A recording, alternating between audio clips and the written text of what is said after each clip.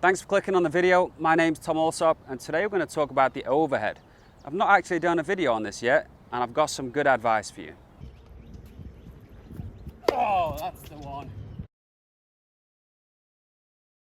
So just like the serve, an overhead is a throwing motion. It may even be more like a throwing motion because we usually just get the racket into this kind of position as opposed to starting the motion from here and winding it up.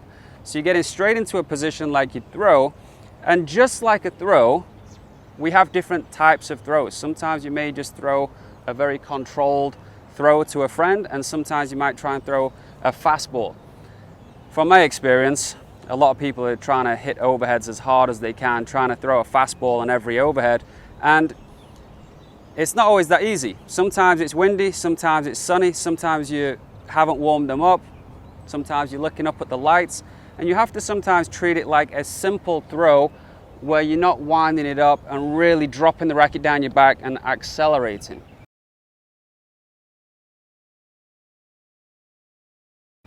So keep it simple. If you time the overhead, it's usually good enough. And once you've got the timing of a few, then the next one you can wind it up and hit it a little bit harder.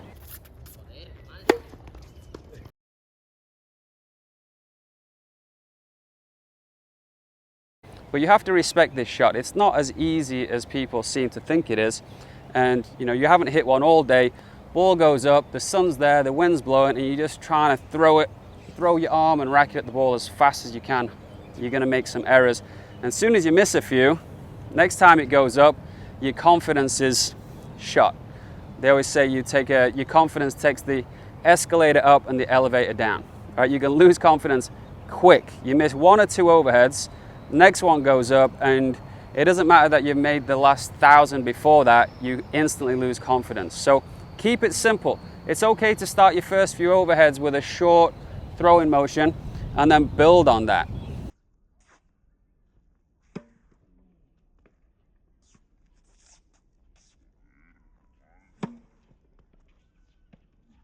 All right, so I know you didn't come here to listen to me tell you to hit the ball a little bit slower. All right, that's no fun. So let's talk about the footwork. The timing of the overhead is everything, and that comes from the timing of your feet. And it's very similar to a forehand.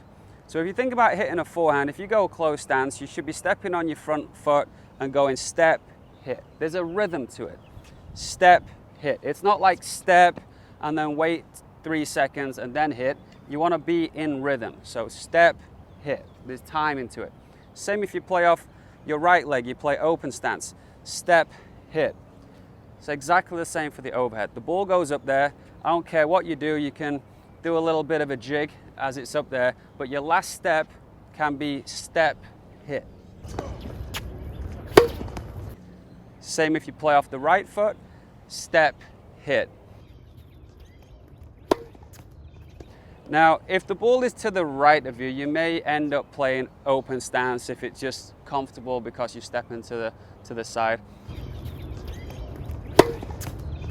But in general, when the ball is in front of you, step on your left foot and feel like you do it kind of like a serve, kind of like a throwing motion, where this is just like a quarterback would throw a football. You get on the front foot at the right time, the body rotates, elbow comes forward, and you rotate the arm through as you release. Back foot's helping me to rotate my body, so this is just like a throwing motion. So get on the front foot, but time the move. Move your feet, doesn't matter what you do. You can be Irish dancing if you want while the ball's up there. I'm worried about that last step being step, hit.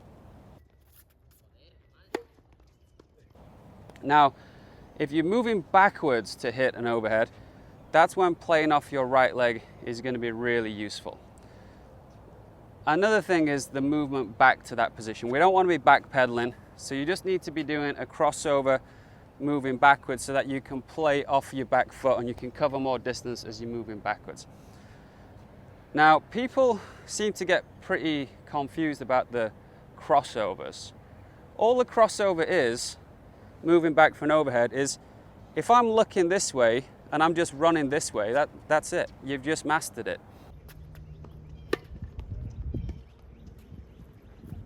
Oh, that's the one. So, ball goes up. I'm keeping my eye on the ball, obviously, which is the other side of the net. So I'm just going to turn around. If I run this way, looking at the ball, we're good. You don't have to think about that as a crossover. It's just kind of naturally how it happens, in my opinion.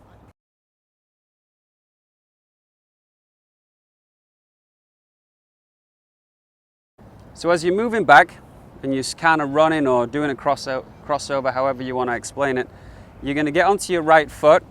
And if you were to keep this really basic, you do what you do with a forehand as you're moving back to hit a forehand. You'd step on your right leg and you just pivot your body backwards.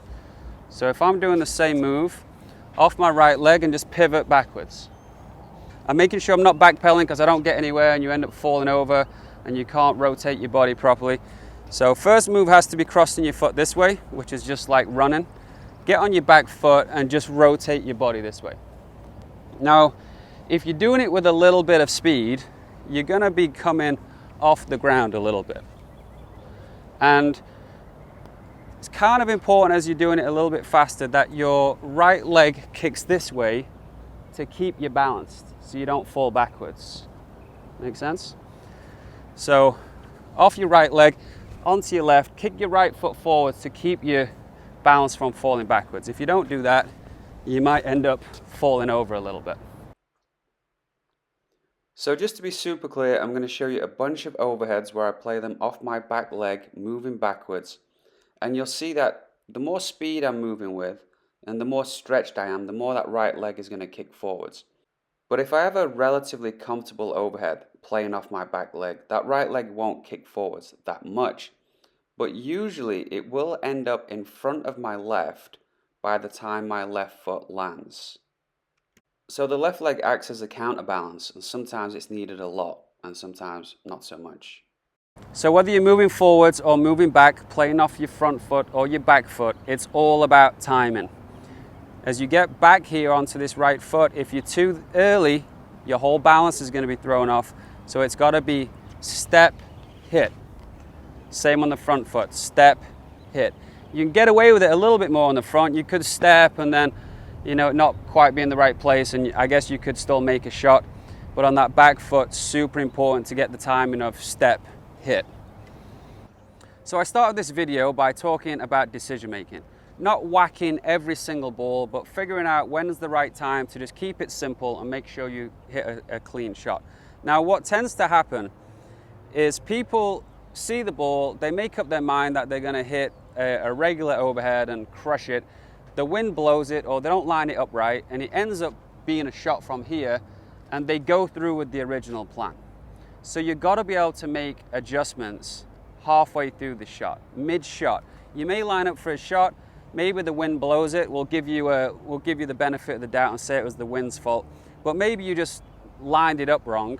But let's say the wind blows it, and instead of being able to rip it, it blows away from you, and you have to be able to do this. You have to be able to deal with the shot and just make the best of the situation. If you go through with your original plan, which a lot of people do, it's like, well, I'm planning to hit an overhead, so wherever it is, like bam, and then you miss it, you're obviously going to make a lot of errors. You have to be here and at the last second be able to pull the ripcord. Is that what that's called? Anyway, have a plan B and make sure you can bail out the situation and just get the shot in play.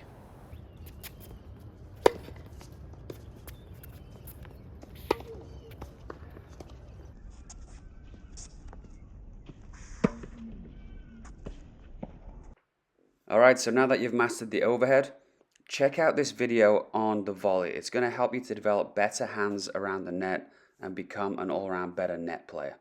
Thanks for watching. Talk to you soon.